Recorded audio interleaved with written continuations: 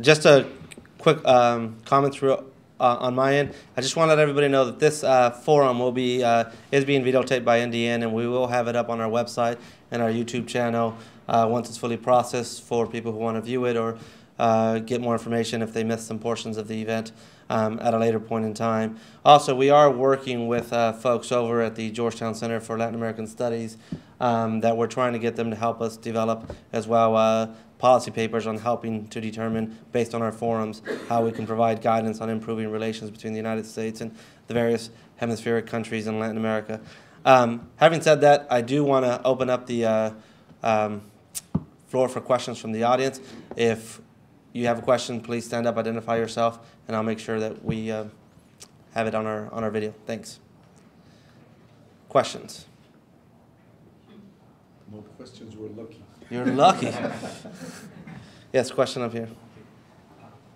Ambassador, how do you feel that the United States, besides removing agricultural subsidies, can best facilitate your battle against poverty in your country? Oh, much better. This? Thank you very much. We'll share the microphone. Okay. I have to say that poverty is one of the most structurally complicated issues in my country and in the world. How you change the issue of an poverty ingrained subsistence type of agriculture, or how you change the way of thinking about poverty and this vicious circle of not being able to get beyond that, is something that we need to do, all of us together. The opportunity of opening, of course, production and trade is one way, but it's not the only way. You have to create the infrastructure, the education, the knowledge, the incentive to do that. The way to do it is also to have a change in what the visions of the population is in relation to development. When we talk about sustainable development, we're talking about sustainable development that doesn't deplete the jungles and leave an Indian community abandoned for the rest of its life and in sickness, which is a case which I have in Ecuador. I'm not talking about theoretically. I have. Development and petroleum development has brought to many of my communities tremendous ill.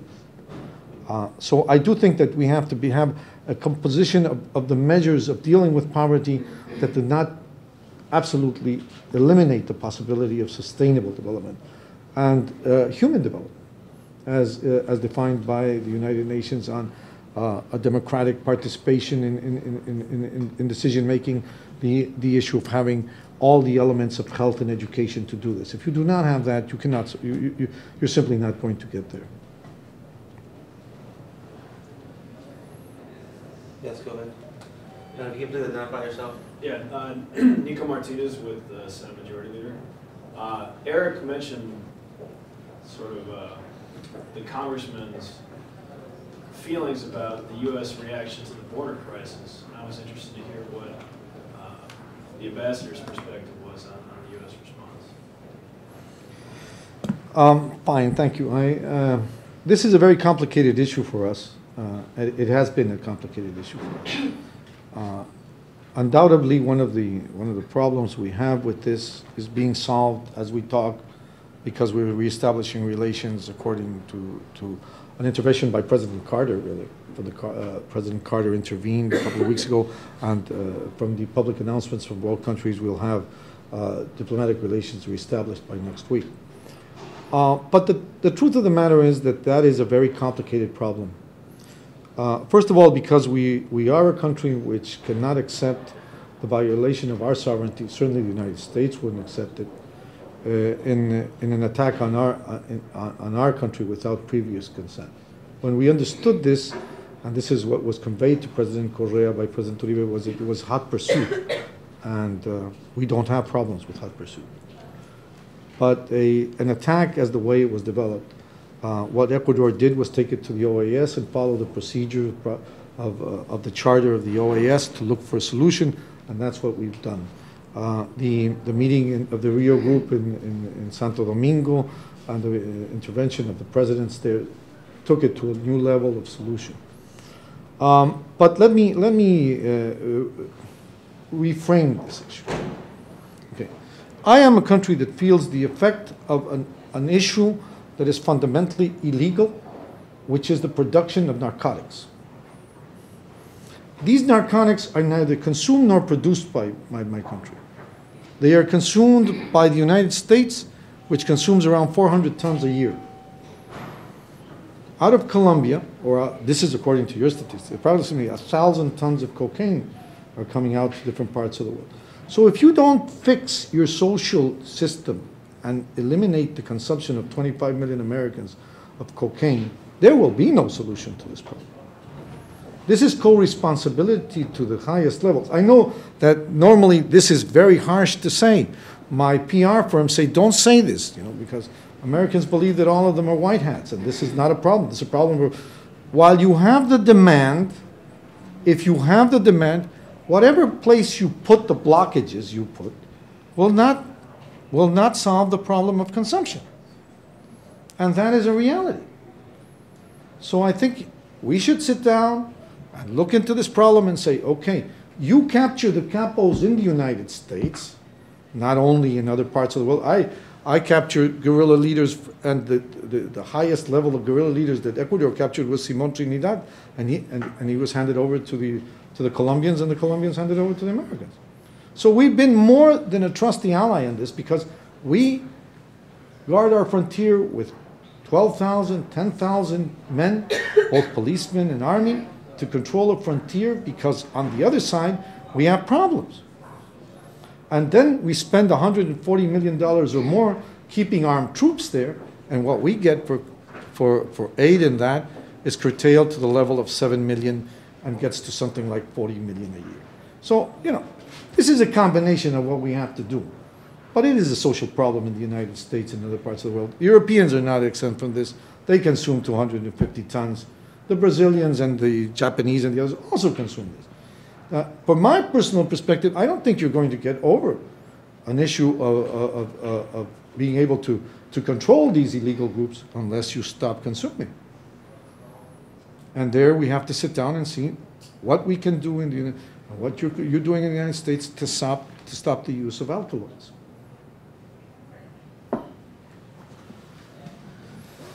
Yes, question? Jeffrey Brook, Catholic News Service. First of all, you mentioned climate change on the Galapagos Islands, and the Galapagos are obviously a treasure, for the world. They're a beautiful place, having visited them myself. But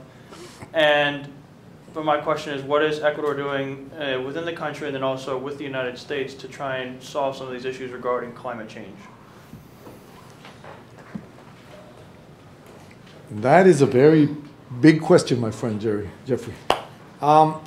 The Galapagos Islands are a treasure, a patrimony of humanity, a heritage of humanity, qualified by UNESCO, and I think Ecuador is a star player in the world at having that national reserve and park. It is in itself a demonstration. We receive hundreds of scientists that go there and administrators that go and see how we manage the park or how we do this. But that does not mean that we don't have human problems of migration toward the islands, because the level of standards of living in the islands are higher than the continent. It doesn't mean we don't have problems. We have a problem of invasive species that were brought in there early last century, and we avoid them. These are projects that cost $15, $20 million, and we do this with NGOs, with environmental groups, with governments. But on the issue of climate change, and not to go into the Kyoto Protocol, because that would go, after the last comment, I would also get into more trouble.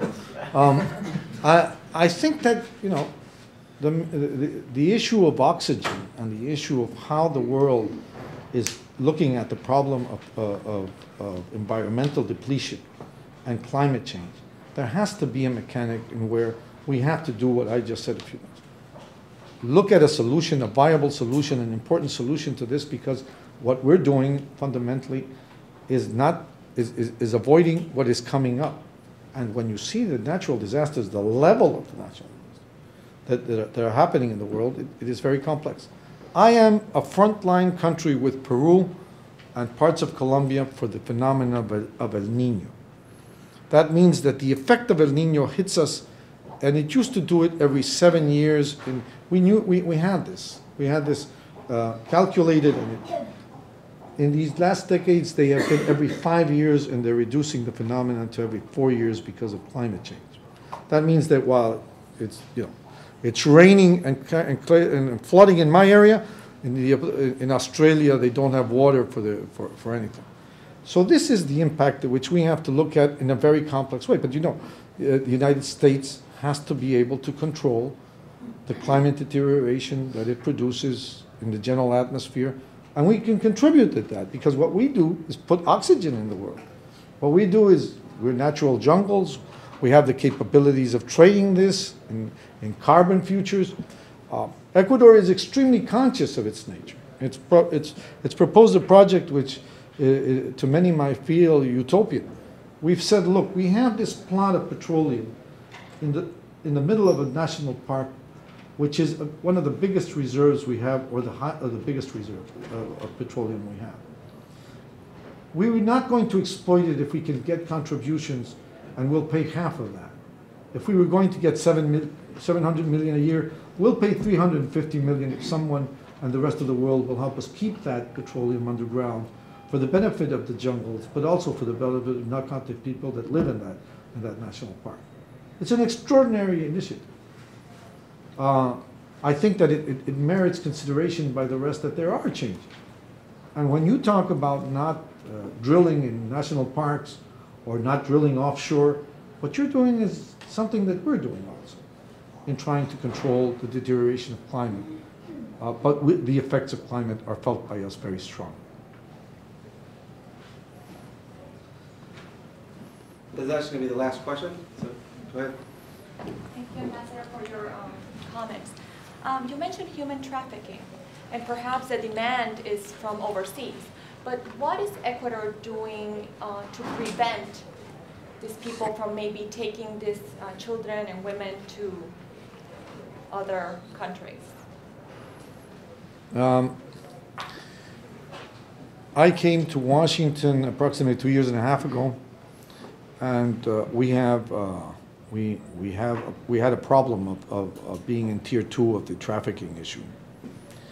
And when I asked why we were in that category, the answer was because of these changes in government had not established a system that worked on the issue of persecution and impunity of this thing. So with the government of Alfredo Palacio and the government of Mr. Correa, we have established a very radical program in which we have taken people to jail. We have done this.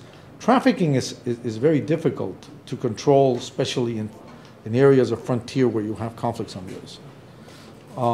But I think Ecuador, because of the dimensions and because of the number, it's not that important in the sense of quantity. It is important because, in essence, if you have one person who is trafficked, one woman or child who is trafficked, and where are they trafficked preferentially? They're trafficking to brothels in Europe and the United States. So when you look at trafficking, you look at other dimensions. I'll give you an example of this. I won't mention the country because it would be completely undiplomatic with me, more than I have been in this. I sit on the committee that monitors countries for torture, cruel, degrading treatments, and one of them is trafficking. And I know of cases of countries that have 1 million women being trafficked in the world. While we cannot control the drug trafficking and the weapon trafficking, women are a subsidiary product of this issue. If you break the backbone of this trafficking, this illegal issue, you will break the backbone of trafficking, which is a continuation of the illegal conduct of these people. And I know for a fact that if we can have women protected and we can have refuge houses for women, which we have established, and numbers to call, and consciousness building of the society on what we're talking about, we will be very successful in this. And I think we have a concrete program. So much so that Ambassador Linda Jewell, who was the ambassador of the United States to Ecuador, was awarded the prize for trafficking last year in the work the embassy had done there. The ex-First Lady of Ecuador, Maria Palacio, was awarded the Heroine Award for the work against trafficking. And I think that Ecuador has obtained from U.S. Aid with Cambodia the 2 pilot projects to do this and be able to demonstrate to others that it can be done. So I will not be satisfied until we don't have anyone in that trafficking. But we are advancing in this sense. Once again, I want to thank you guys all very much for coming here. We can get another round of applause to our panelists.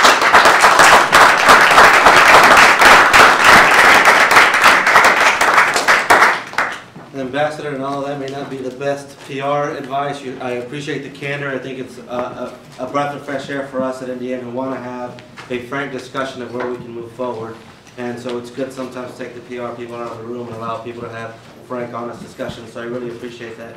Again, I just want to emphasize that the forum will be put on YouTube shortly on our website for those of you who would like to watch it if you missed any portion of it. And then also we look forward to working with the Embassy of Ecuador so we can follow up and figure out how we can draft recommendations on improving some of these issues that were highlighted today. So thank you guys all very much for coming, and we look forward to seeing you at the next event. Thank you very much.